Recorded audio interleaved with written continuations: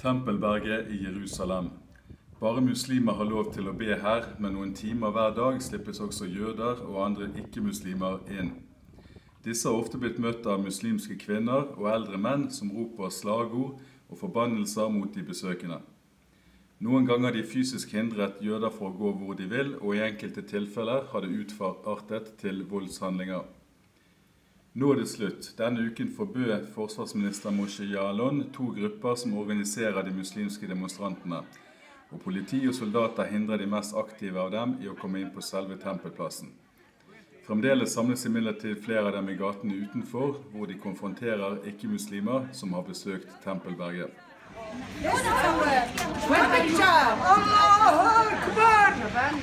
Allahu Akbar!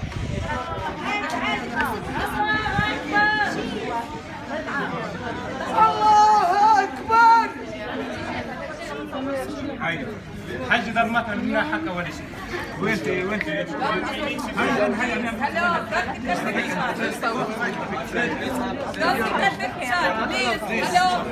Can you go from here? Can you go from here? محمد One picture.